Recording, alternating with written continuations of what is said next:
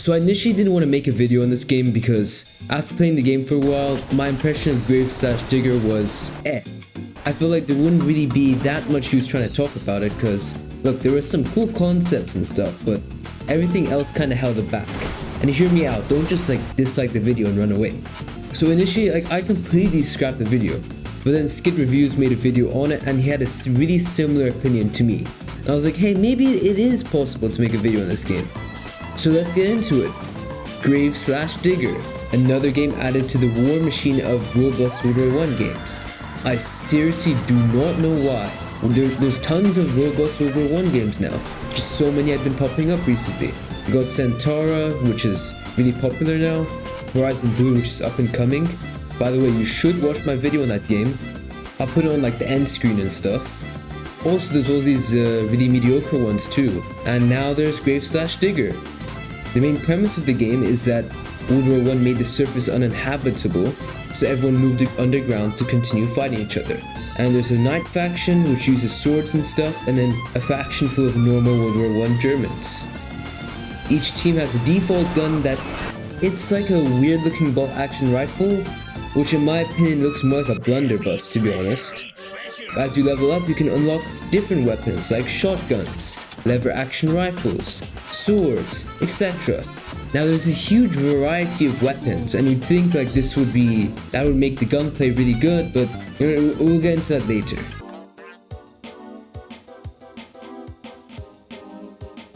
Each game starts out with both teams in their respective lobbies. After they've picked their classes, either Officer, which has a whistle and some binoculars which you can actually use to spot enemies. Then you have the Rook, which has a big pickaxe. You can build stuff. He also has a grenade launcher which shoots out flashbangs. It's pretty weird like that. He's basically like a sapper. Then you have just normal infantry. It's just normal infantry. And then the Mortician, which is supposed to be like a medic, but it's like a weird medic.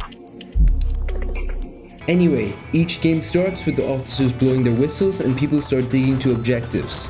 What's really unique about the map is it starts out as a solid object. You physically have to go and dig to open up the map. Sometimes it'll be up, sometimes it'll be down and up, and then sometimes it'll just be a straight line straight to the objective. Depends. Also in the beginning, each objective capture is a huge close quarter brawl, and whichever team gets out of the close quarters the fastest will survive. But as the game progresses, holes get bigger and it turns basically into a huge spider network of tunnels, or basically just a cave.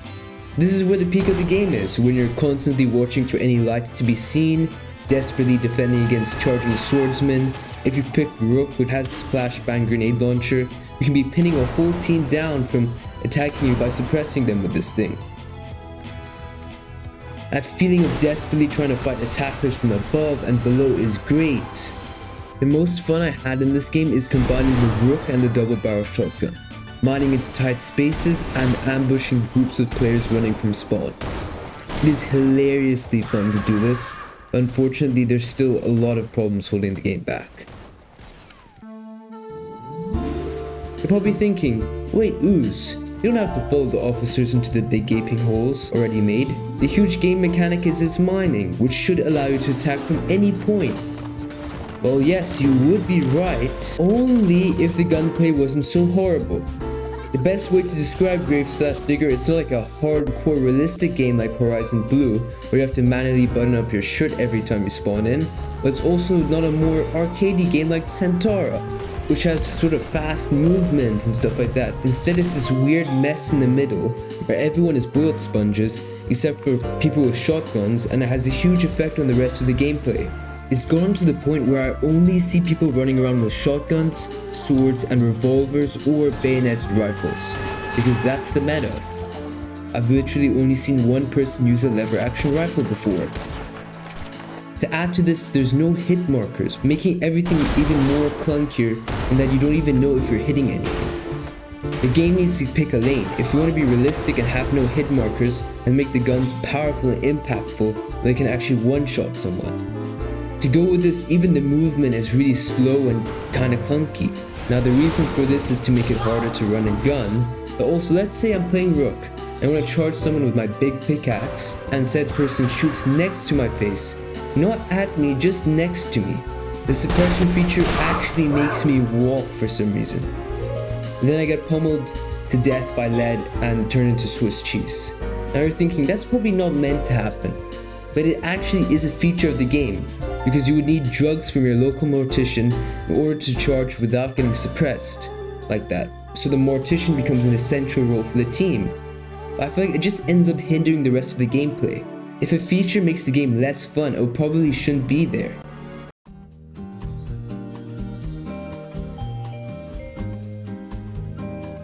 The game has tons of potential and there's already a really great aesthetic and stuff. I honestly think if the devs focus on this game enough, it can be up there with Guts and Black Powder and games like that. But that probably won't happen because the dev, I can't remember his name, is already working on a lot of other games like Decaying Winter, and I'll just put up the list here. Anyway, in my opinion, the main thing that needs fixing is making the pistols and bolt action rifles more powerful. You should be able to kill someone with 2 shots from the body with the bolt action rifle and 2 to 3 from the revolver. Look how many shots I take in this clip. That shouldn't happen. Also, I think it puts off a lot of new players. Because look, I really only started having fun until I got better weapons than the default rifle. Once the guns are more impactful, the game will be much better, I'm telling you. Now also, I feel like the game needs to pick more of a lane. If you want to be a more arcadey game, then maybe have faster movement, maybe like the damage thing that Centaur has, or if you want to be a more realistic game, then make the guns more lethal, like again.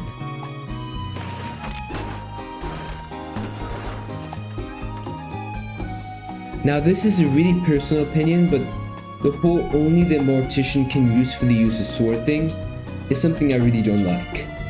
Like, you gave us knight armor, you gave us these incredible melee animations, let me go full knight mode and charge people without getting suppressed. I want to go full crusade mode, you know? Also, I know this is an early access game, but maybe in the future we can get some cave varieties. Let me get some moss, some tree vines, maybe holes to the outside.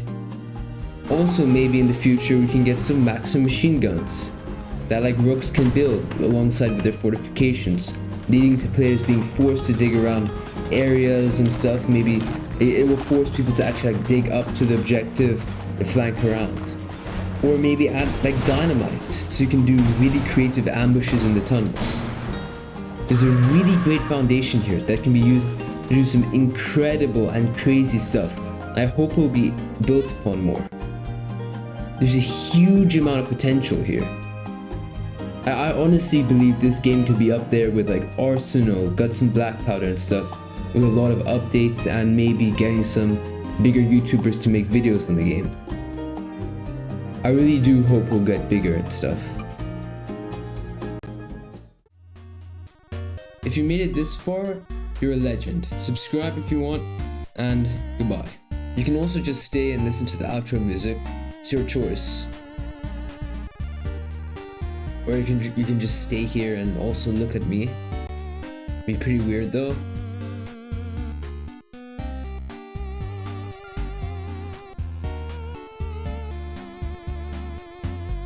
Do you really not got better things to do?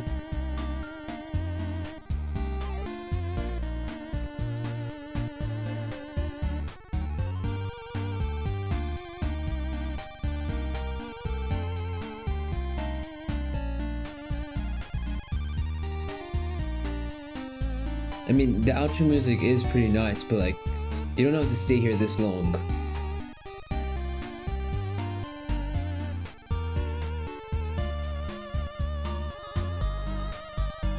Alright, you can stay here, but I'm leaving.